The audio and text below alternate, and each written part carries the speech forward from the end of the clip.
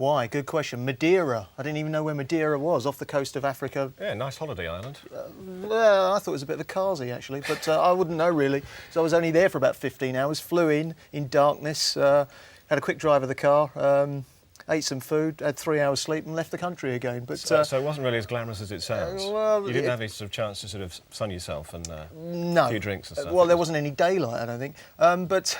you know, it beats working in a factory, that's for sure. But, you know, why Madeira? The reason that they have these locations for these launches is that these are not launches from the UK arm of BMW. You know, BMW Munich launches the car worldwide. They have to find somewhere that appeals to everybody from around the world. Sure. And that was the centre of the launch. Just briefly, how does this new model actually fit into BMW's marketing plan, do you think?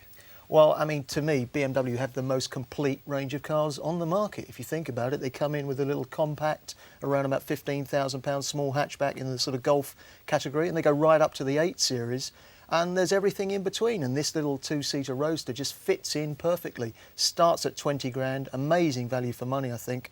And like I said, if there is a manufacturer out there that has a more complete range than BMW, well, I don't know what that manufacturer is. This is the car that featured in the Bond movie, wasn't it? It was indeed, yeah. And there are lots of different versions coming. We're going to see now the 2.8 litre version, and then we're going to see the motorsport version in a year or two's time. So, you know, they can't put a foot wrong at the moment. OK, well, let's have a look at Mike's report right now. Here it comes. BMW reckon that the only place in the world where you can find a 2.8 litre version of their incredible new Z3 at present is down here in Madeira.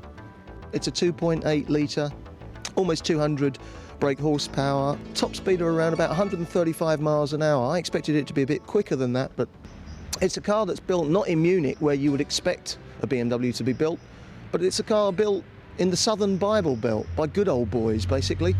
Farmers, rednecks, good old southern Bible bashers. I've got a factory down in Spartanburg in the Carolinas, and they're putting this car together down there. You might ask the question, why? Why would BMW want to build a car in the deep south of America rather than in its native Germany? Well, the answer is simple, really. It's a lot cheaper to do it that way. Get a greenfield site, get a bunch of old redundant farmers, get them on the production line, train them up to German standards, and you've got a very cost-effective production base. And that's why this car is being built down there.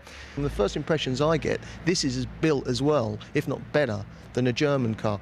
It's very, very well put together. And the styling, I mean, just ask yourself, I think it speaks for itself. Of course, styling is a subjective thing. You can't go around saying this is a good-looking car, this is an ugly car, because it just ain't like that. But I've got to say, I don't see how you can fault it. Everything is in the right place, and it's timeless. This is a sort of car you could go out in 10, 20, 30 years' time, and it will still turn as many heads, if not more, than it will today. In the same mould as the BMW Z1.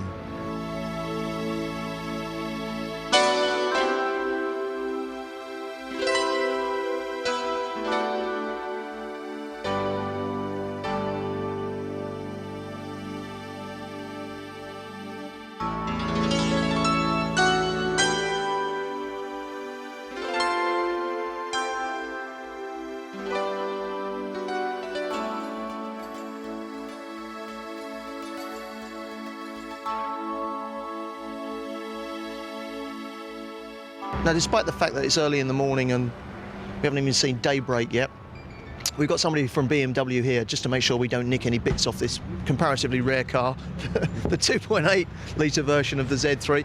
Chris Willows from BMW GB, all very well producing a highly desirable car like this with very attractive pricing. But what about supply of that car? There have been a few problems, haven't there, with supplies to the UK? Yes, they have. Unfortunately, right-hand drive cars are a fair bit behind left-hand drive, and in a sense, we're a victim of our own success. Yeah. The car is a runaway success in all markets. A lot of people want the car, and I'm afraid we've had to wait a bit longer. Having said that, our customers have been very patient, and we're looking after them by rewarding their faith by holding the car at under £20,000 and ensuring that the car will be delivered at that price, even though that will take up the best part of next year's production. And then when are we going to see then the 2.8 litre version coming? Well, the first customer delivery should be August next year. Does that mean that if somebody places an order now, they'll get their car in August, or is there a waiting list where they have to wait a bit longer? There is a waiting list. It's not a huge one at this stage because the car isn't, frankly, very well known yet. We expect that people will start putting their orders in fairly quickly for this car, so it's impossible to predict, but I would suggest that if someone actually desperately wants one, they rush down to their BMW dealer now, and we should be able to sort something out for them quite quickly. It sounds to me as if a grey market is going to develop here, and that's something that you, as the importer, don't particularly like. Talk us through how the grey market works, and perhaps warn people about the implications of paying over the top for a new car in order to jump the queue effectively. Well, it's very simple, Mike. We would strongly recommend that people do not pay over that retail price just for the sake of being first. It's a short-term gain to be the first on the street with a car. You inevitably will lose money by doing so, and although there's nothing we can actually do to stop it, we take a pretty dim view of it. The advice is don't pay that price premium. If you want this car, pay not a penny more than the asking price from BMW. Don't get involved in this nonsense of queue jumping, responding to ads in newspapers. It won't be BMW dealers that will be trying to con extra money out of you. It'll be people who are selling their cars on for a quick profit. And believe me, you can make a big financial mistake, because although there might be a price premium for a few weeks during introduction, very soon that car will start depreciating, and you lose money on every car. You lose even more if you're paying over the top for the car in the first place.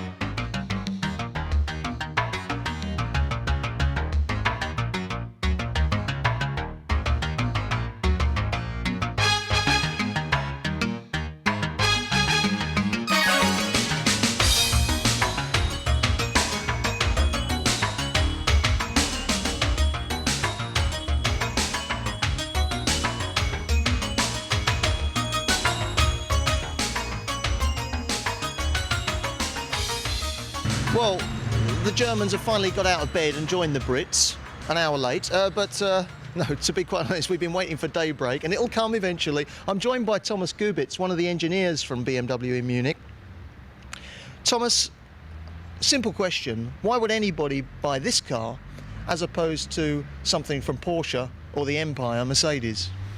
I think this is very easy. If you look at the car, you can see it's a very emotional car. And at second, a car like this. It's a real roadster, and I think if you compare it with other cars, this is the real roadster you can buy. We finally got our hands on this car. The Germans have wheeled it out of the garage for us, the 2.8 litre BMW Z3. And initial impressions are wonderful. Despite the fact that it's made in the US, it feels very, very Germanic. We can't really, around town, get a feel of how good this engine is, but it sounds beautiful, lovely and throaty, and you can just feel the raw power out under there just waiting to be unleashed, but not around here and not today, I fear. This is a car that's quick enough for anyone, believe me. Well, see, that's the trouble with a car like this. I mean, you've got all this performance, potential performance under the bonnet, and there's very little you can do with it, because every 2 minutes, no matter whether you're in Madeira, where we are now, or you're on the South Circular in London, you can't really put your foot down. Although I did then, I suppose. Well, it goes. I mean, it goes like you'd expect a 2.8 litre BMW to go. Quite frankly, you do climb in some cars and sit and look at the dashboard and the instrumentation and the switchgear, and you wonder who designed it. BMW dashboard layout and interior design is, for me, just absolutely perfect. I feel very happy with this sort of setup. Nice, simple, clear dials, no nonsense, dead classy, sort of almost minimalist, and everything, you know where everything is, it's all logical. The only thing I would like to see in BMWs, like I'd like to see in all cars, is a radio with dials rather than buttons. I don't know why you need all this stuff. I mean, really, is there any better way to drive along a coast road with the sun shining early in the morning? There ain't too many cars I'd rather be in than this at the moment.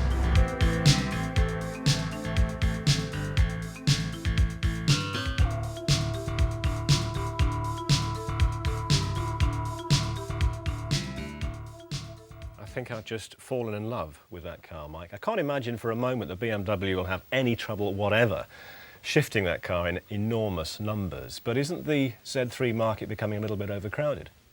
Well, in fact, that's a very interesting point you make. In fact, anybody's got an order in for a Z3 of any type, no matter what the engine specification, they're going to have a long wait for that vehicle. If you place an order as of today, you'll have to wait the best part of a year probably for your car to arrive. It is a very crowded market. There's the Porsche Boxster, which we've featured on the programme. Yeah. Personally, I love that vehicle, but it's 35 grand. This Z3 starts at 19,995, different price league altogether.